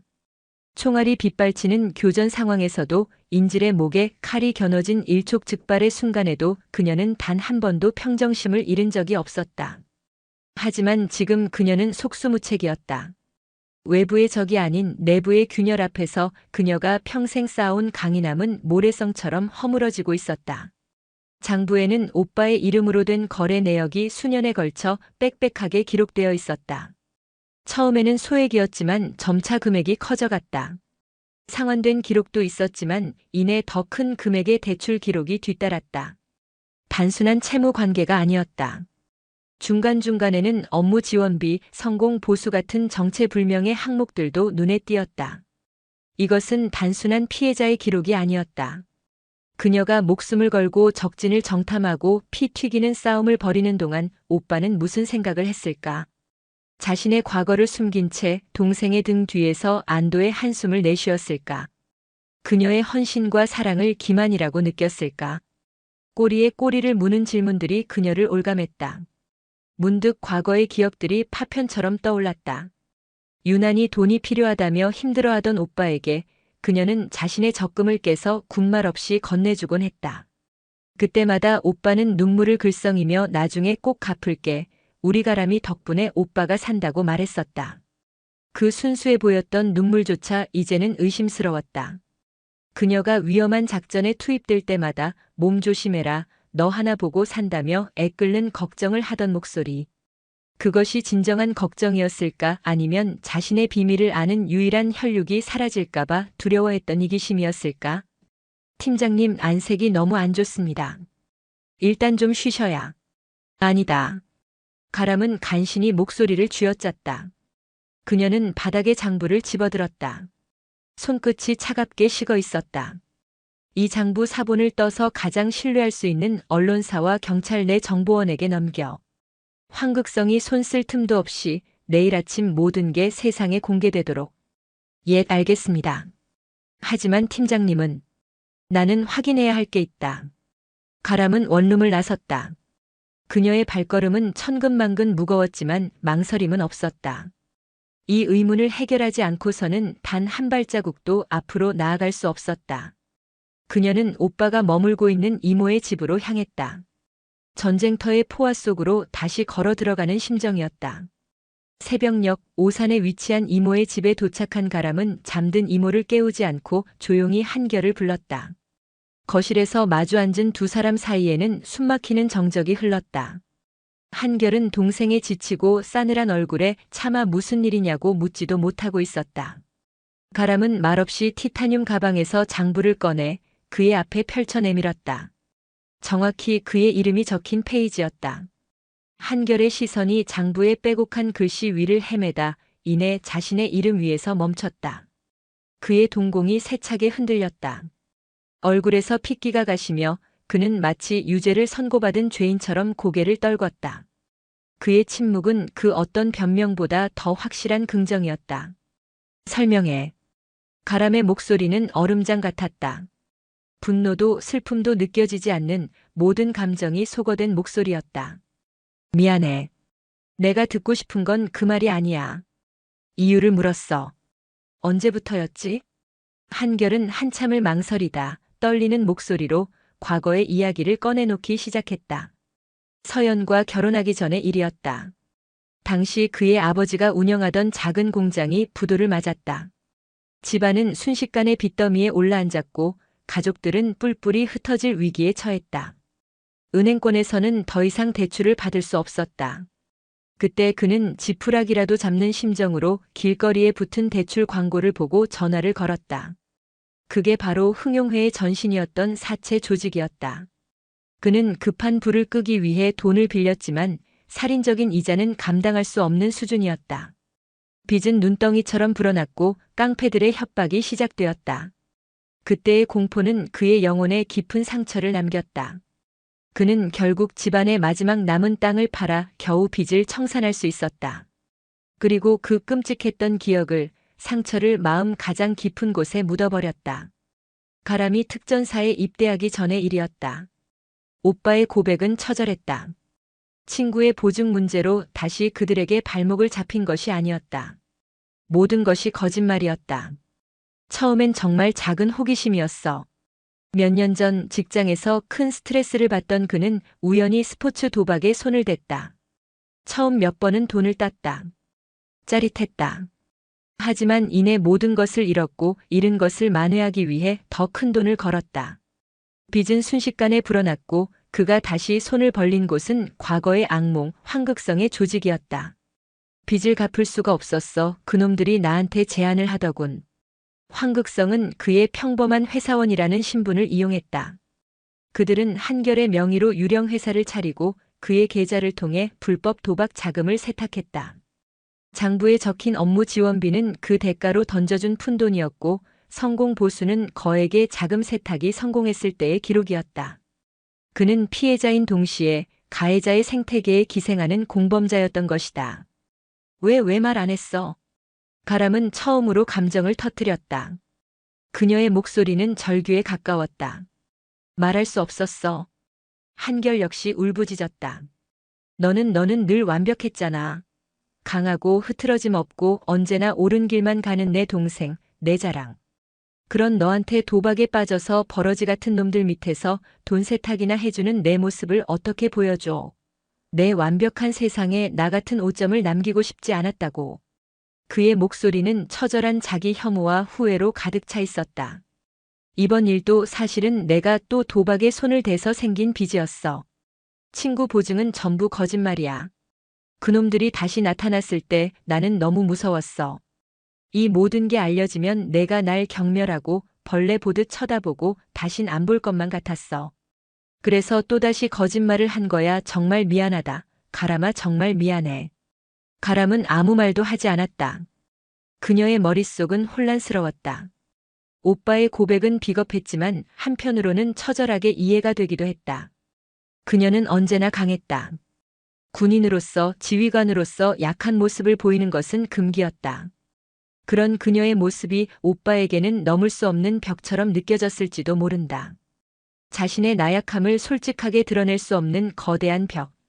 어쩌면 이 비극은 적들의 잔인함만큼이나 서로를 완벽하게 이해하지 못했던 자신들의 관계에서 비롯된 것인지도 몰랐다. 가람은 자리에서 일어났다. 그녀는 더 이상 오빠의 얼굴을 마주볼 자신이 없었다. 사랑과 존경의 대상이었던 오빠의 모습 위로 더럽고 비겁한 이면이 겹쳐 보였다. 어디가 가람아? 한결이 다급하게 그녀를 불렀다. 가람은 뒤돌아보지 않은 채 차가운 목소리로 말했다. 오빠는 내가 알던 오빠가 아니네. 그 한마디를 남기고 그녀는 집을 나섰다. 문이 닫히고 거실에 홀로 남은 한결은 그 자리에 주저앉아 오열했다. 차를 몰아 어두운 새벽 도로를 달리며 가람의 눈에서는 뜨거운 눈물이 쉴 새 없이 흘러내렸다. 적진 한복판에서도 흘리지 않았던 눈물이었다. 강철 같던 그녀의 심장이 가장 믿었던 사람의 배신 앞에서 산산조각 나고 있었다. 전쟁은 아직 끝나지 않았다. 가장 잔인하고 고통스러운 전쟁은 이제부터 시작이었다. 다음 날 아침 대한민국은 발칵 뒤집혔다. 가람이 넘긴 판도라의 상자는 언론과 수사기관을 통해 세상에 공개되었다. 골든 크라운 게이트. 뉴스 헤드라인은 연일 그들의 추악한 범죄 행각을 대서특필했다. 불법 도박, 사채, 폭행, 살인 교사는 물론 그들의 비호 아래 암약해온 부패한 정치인과 경찰 간부들의 명단까지 낱낱이 공개되었다. 거대한 악의 카르텔이 수면 위로 드러나자 여론은 들끓었다. 검찰과 경찰은 합동수사본부를 꾸렸고 대대적인 검거 작전이 시작되었다. 골든 크라운의 조직원들은 쥐새끼처럼 숨어들었지만 속수무책으로 체포되었다. 그들의 아지트였던 평택의 폐물류 창고는 폐쇄되었고 수천억 원에 달하는 범죄 수익금도 동결되었다. 화려했던 황금 제국은 하룻밤 사이에 잿더미로 변했다. 그리고 그 잿더미의 중심에서 황극성은 독이 오른 맹수처럼 마지막 숨을 몰아쉬고 있었다. 그는 용케도 경찰의 포위망을 뚫고 잠적했다. 모든 것을 잃은 그에게 남은 것은 오직 하나, 자신의 제국을 무너뜨린 정체불명의 유령에 대한 지독한 복수심뿐이었다. 그는 마지막까지 자신을 따르는 소수의 최측근들과 함께 지하에 숨어 유령의 정체를 파헤치기 시작했다. 조태호와 마석두의 증언, 팔달문 시장의 목격자, 고속도로 총격전의 흔적. 모든 조각들은 단 한 사람을 가리키고 있었다. 한결의 동생. 황극성은 자신의 정보망을 총동원해 그녀의 뒤를 캤다. 그리고 마침내 알아냈다. 그녀의 이름은 한가람. 육군 특수전사령부 제707 특수임무단 소속의 현역 소령. 대한민국 최정예 대테러 부대원이었다. 하하하 군인? 고작 군발이 계집 하나한테 내 모든 걸 잃었단 말인가. 은신처에서 황극성은 미친 사람처럼 웃었다. 그의 웃음소리에는 허탈함과 함께 섬뜩한 광기가 서려 있었다. 찾아내. 전연의 모든 것을 찾아내. 가족, 친구, 동선 약점이 될 만한 건 뭐든지. 그의 목표는 명확해졌다. 한가람을 직접 상대하는 것은 불가능하다. 하지만 그녀가 군인이기에 오히려 더 치명적인 약점이 존재했다. 바로 민간인 가족. 그는 돈 때문에 쫓던 한결을 이제는 동생을 잡기 위한 미끼로 사용하기로 결심했다. 한편 가람은 모든 연락을 끊고 혼자만의 시간을 보내고 있었다. 부대에는 급한 집안일이 생겼다고 보고하고 휴가를 며칠 더 연장했다. 그녀는 오빠의 배신이 남긴 상처 속에서 허우적거리고 있었다. 분노와 연민, 경멸과 사랑. 상반된 감정들이 뒤섞여 그녀를 괴롭혔다. 그녀는 차마 오빠를 경찰에 넘길 수는 없었지만 그렇다고 예전처럼 그를 마주할 자신도 없었다. 그녀가 용산의 작은 원룸에서 멍하니 창밖을 보고 있을 때였다. 주머니에서 군용 보안폰이 격렬하게 진동했다. 차도훈이었다. 팀장님, 큰일 났습니다. 황극성이 움직이기 시작했습니다. 수화기 넘어 차도훈의 목소리는 다급했다. 우리가 확보한 정보망에 따르면 황극성의 잔당들이 지금 팀장님 오빠분이 계신 오산의 이모님 댁으로 향하고 있습니다. 가람의 심장이 멎는 듯 했다. 아마 팀장님을 끌어내기 위한 미끼로 놈들, 이제 돈이 목적이 아닙니다. 오직 복수입니다. 그 순간 가람의 머릿속을 어지럽히던 모든 감정들이 순식간에 하나의 거대한 위기감 앞에 짓눌렸다. 오빠가 자신을 속였을지라도, 그가 범죄에 연루되었을지라도 그는 여전히 그녀의 오빠였고 핏줄이었다. 저 미쳐버린 맹수의 손에 그를 넘겨줄 수는 없었다. 개인적인 감정은 사치였다. 그녀는 군인이었다. 그리고 그녀의 최우선 임무는 언제나 보호였다. 젠장. 가람은 자리에서 박차고 일어났다. 그녀의 눈에는 더 이상 상처받은 동생의 흔들림이 없었다. 다시 냉철한 지휘관의 눈빛으로 돌아와 있었다. 차르. 놈들의 예상 이동 경로를 전부 보내. 내가 중간에서 차단한다. 그리고 경찰에 알려. 오산으로 특공대 출동 요청해. 내가 시간을 버는 동안 놈들을 완벽하게 포위해야 한다. 예, 알겠습니다. 가람은 원룸을 뛰쳐나갔다. 그녀의 손에는 KO 권총이 들려 있었다. 군무 이탈과 불법 무기 소지. 군법회의에 회부될 중죄였다. 하지만 지금은 그런 것을 따질 때가 아니었다. 차가운 새벽 공기를 가르며 그녀는 차에 시동을 걸었다. 엔진이 굉음을 내며 깨어났다. 오빠에 대한 배신감은 여전히 심장을 도려내는 듯 아팠다. 하지만 그녀는 그 감정을 억지로 눌렀다. 지금은 사적인 감정에 휩쓸릴 때가 아니었다. 용산에서 오산까지 그녀는 도로의 모든 차들을 추월하며 미친 듯이 질주했다. 계기판의 바늘은 위험 수위를 넘나들었다. 그녀의 머릿속에는 오직 한 가지 생각뿐이었다. 늦으면 안 돼. 코너를 돌자 저 멀리서 헤드라이트 불빛 여러 개가 이모의 집이 있는 주택가 골목으로 향하는 것이 보였다. 황극성의 차량들이었다. 젠장, 거의 다 왔어. 가람은 엑셀을 끝까지 밟았다. 타이어가 찢어질 듯한 마찰음을 내며 차가 마지막 스퍼트를 냈다. 이모의 집이 시야에 들어왔다. 동시에 검은색 세단 3대가 골목을 막아서며 이모의 집을 포위하고 있었다. 차 문이 열리고 쇠 파이프와 야구 방망이를 든 조직원들이 내렸다. 그리고 그 중심에서 황극성이 차에서 내려 이모의 집 대문을 노려보고 있었다. 기이그. 가람의 차가 굉음을 내며 골목 입구에 미끄러지듯 멈춰섰다. 헤드라이트 불빛이 어둠 속의 조직원들을 환하게 비췄다. 모두의 시선이 그녀에게로 향했다. 황극성은 마치 기다렸다는 듯 비릿한 미소를 지었다. 드디어 나타났군. 707의 유령 아가씨. 마지막 결전의 시간이 다가오고 있었다. 조용한 주택가 골목은 순식간에 팽팽한 긴장감으로 가득 찼다. 가람은 차 문을 박차고 나왔다. 한 손에는 차갑게 빛나는 KO 권총이 들려 있었다. 그녀의 눈은 먹이를 노리는 맹수처럼 황극성에게 고정되어 있었다. 내 오빠는 안에 잘 있나? 오랜만에 만나서 아주 반가울 텐데. 황극성이 이죽거리며 손짓했다. 그의 부하들이 일제히 가람을 향해 달려들었다. 10명은 좋게 넘어 보이는 숫자였다. 전연 잡아. 죽이지는 말고 팔다리만 부러뜨려. 가람은 그들을 향해 총구를 겨눴다. 탕! 탕! 그녀가 쏜 것은 사람이 아니었다. 조직원들의 발 앞 아스팔트 바닥이었다. 파편이 튀며 그들의 움직임이 순간 멈칫했다. 더 이상 다가오면 다음은 머리다. 그녀의 목소리에는 살기가 서려 있었다. 하지만 조직원들은 황극성의 광기 어린 눈빛에 등을 떠밀려 다시 달려들었다. 가람은 뒤로 몸을 돌려 달리기 시작했다. 정면 대결은 어리석은 짓이었다. 복잡하게 얽힌 주택가 골목길, 그곳이 그녀가 선택한 새로운 전쟁터였다. 그녀의 움직임에는 조금의 망설임도 없었다. 마치 오랫동안 작전을 수행해온 것처럼 그녀는 지형지물을 완벽하게 이용했다. 좁은 골목의 코너를 돌며 추격자들의 시야에서 사라졌다가 담벼락을 박차고 뛰어올라 지붕 위로 몸을 날렸다. 거기 있다. 옥상으로 올라갔어. 조직원들은 허둥지둥 건물 옥상으로 향하는 비상계단을 찾아 뛰어 올라갔다. 하지만 그들이 옥상에 도착했을 때 그곳에는 아무도 없었다. 가람은 이미 옆 건물의 옥상으로 건너뛴 후였다. 그녀는 마치 도시의 유령처럼 지붕과 지붕 사이를 소리 없이 넘나들며 그들을 농락했다. 이것은 그녀에게는 익숙한 훈련 중 하나였다. 시가지 전투 및 도주 침투 훈련. 차르. 현재 상황은?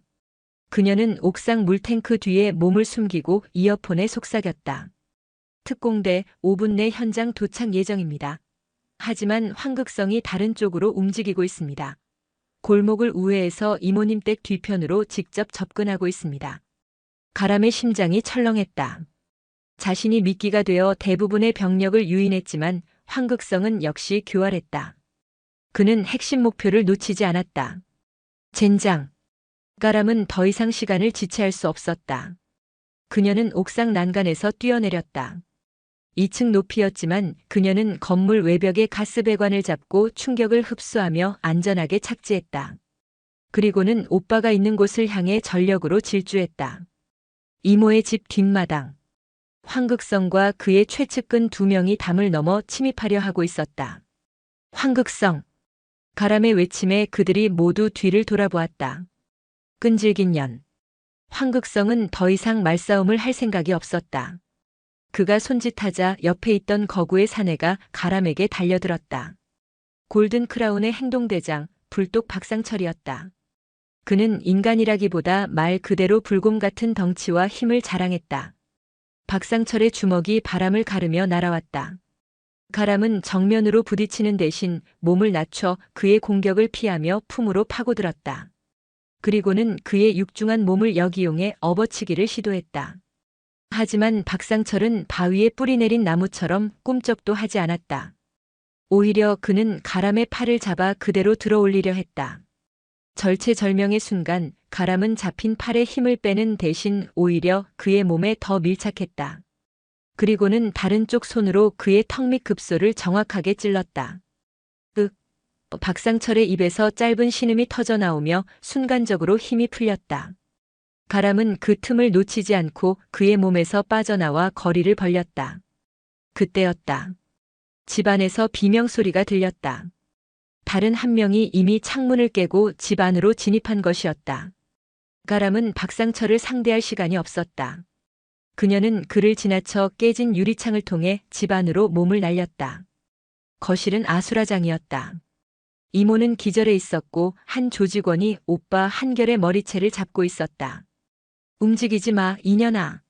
움직이면 내 오빠 모가지부터 비틀어버린다. 가람은 권총을 든 채 멈춰섰다. 바로 그 순간 등 뒤에서 쫓아온 박상철이 그녀를 덮쳤다.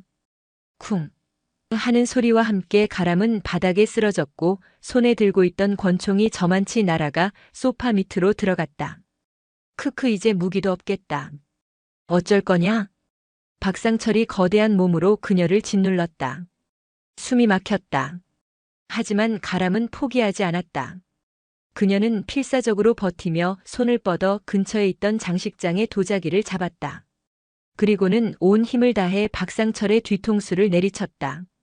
쨍그랑 하는 소리와 함께 도자기가 박살났고 박상철이 순간 주춤했다. 그 틈을 타 가람은 그의 몸 밑에서 빠져나왔다. 상황은 최악이었다. 한 명은 오빠를 인질로 잡고 있고 다른 한 명은 자신을 노리고 있었다. 그리고 이 모든 상황을 황극성이 뒷마당에서 즐겁다는 듯이 지켜보고 있었다. 가가라마 나 때문에 나 때문에. 한결은 공포와 자책감에 울부짖고 있었다. 바로 그때였다. 한결을 잡고 있던 조직원이 잠시 방심한 틈을 타 한결은 그의 손을 미친 듯이 물어뜯었다. 악! 이 새끼가! 조직원이 고통에 팔을 뿌리치는 순간 한결은 온몸을 날려 그에게 부딪혔다. 영웅적인 행동은 아니었다. 그저 살아남기 위한 동생에게 더 이상 짐이 되지 않기 위한 처절한 몸부림이었다. 그 작은 저항이 만들어낸 찰나의 시간. 가람은 그 기회를 놓치지 않았다. 그녀는 소파 밑으로 몸을 날려 권총을 집어들었다. 그리고 몸을 돌려 오빠와 뒤엉켜 있는 조직원의 어깨를 정확하게 쏘았다. 탕! 비명과 함께 조직원이 쓰러졌다. 이제 남은 것은 황극성이었다. 그는 박수를 치며 거실로 들어섰다. 브라보! 아주 멋진 쇼였어. 하지만 이제 끝이다. 그의 손에는 날카로운 등산용 칼이 들려 있었다. 내 오빠의 거짓말, 그리고 너의 그 역겨운 정의감. 전부 다 여기서 끝내주지. 황극성이 달려들었다. 그는 단순한 보스가 아니었다. 밑바닥에서부터 싸움으로 모든 것을 쟁취한 괴물이었다. 그의 칼날은 뱀처럼 교활하고 맹수의 발톱처럼 잔인했다. 가람은 총을 쏠 수 없었다. 좁은 공간에서의 총격은 오빠와 이모를 위험하게 할 수 있었다. 그녀는 권총을 버리고 그와 맞섰다. 칼날이 허공을 가르는 소리, 뼈와 살이 부딪히는 둔탁한 소리가 거실을 가득 메웠다. 가람의 팔과 옆구리에 붉은 상처가 늘어갔지만 그녀의 눈빛은 흔들리지 않았다. 그녀는 자신의 모든 고통과 분노, 오빠에 대한 배신감과 그럼에도 불구하고 남아있는 애정을 모두 담아 한 동작 한 동작에 모든 것을 쏟아부었다. 마침내 그녀는 황극성의 칼을 쥔 손목을 낚아챘다. 그리고 그의 팔을 꺾어 어깨 관절을 탈골시켰다. 우드득. 비명과 함께 칼이 바닥에 떨어졌다. 가람은 멈추지 않았다.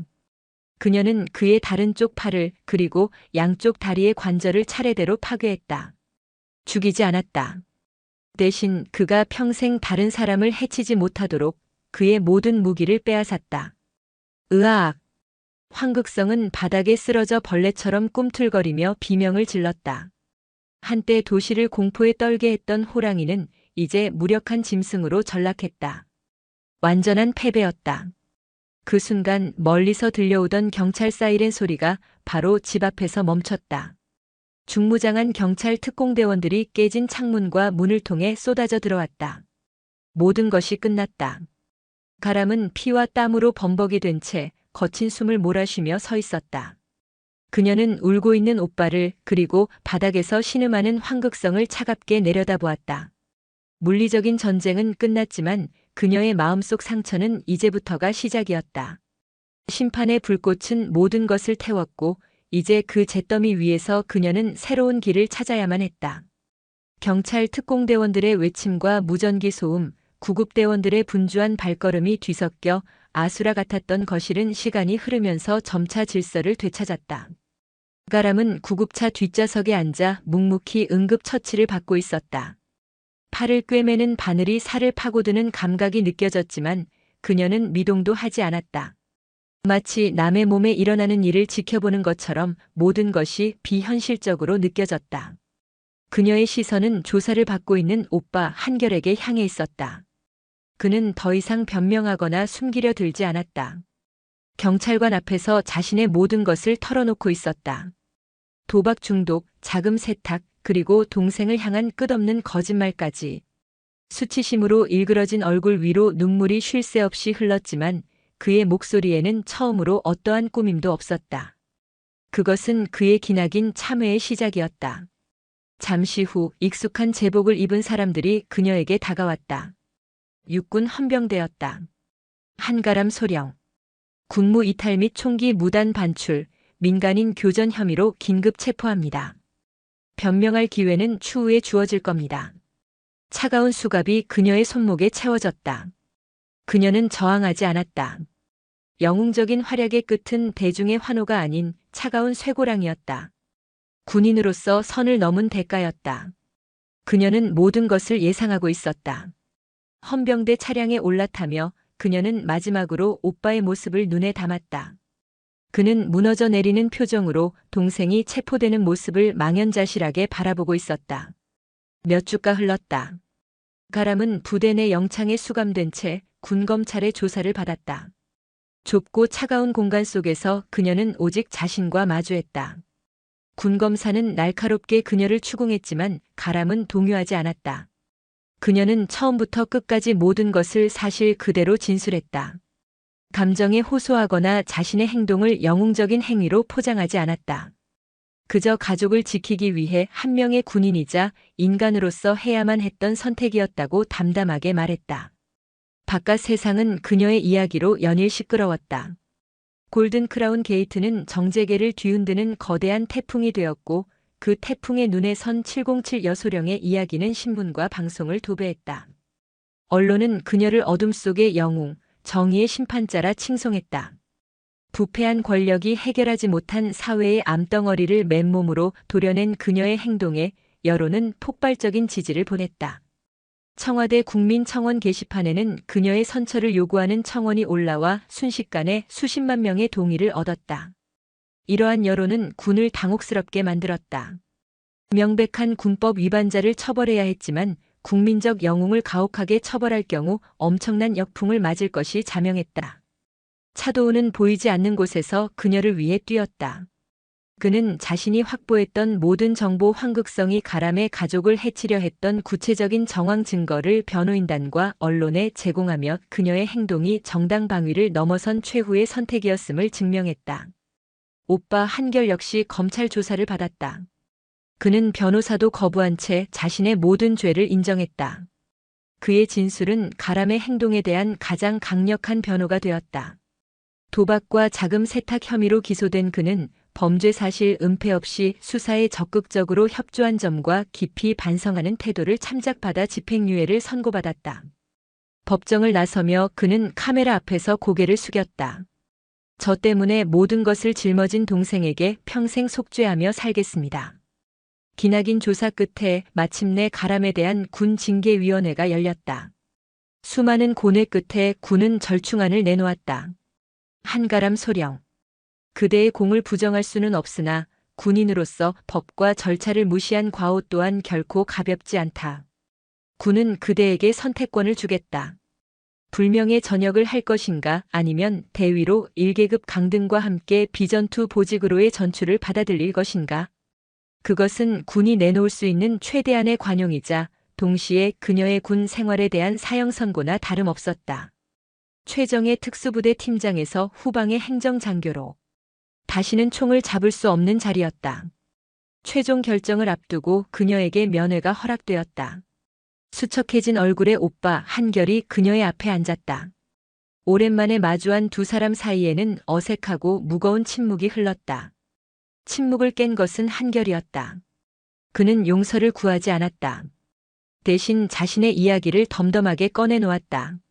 법원에서 집행유예를 선고받은 이야기, 지금은 도박 중독 치유센터에 다니며 매일같이 자신과 싸우고 있다는 이야기, 그리고 작은 물류회사에 취직해 빚을 갚기 위해 땀 흘려 일하고 있다는 이야기였다.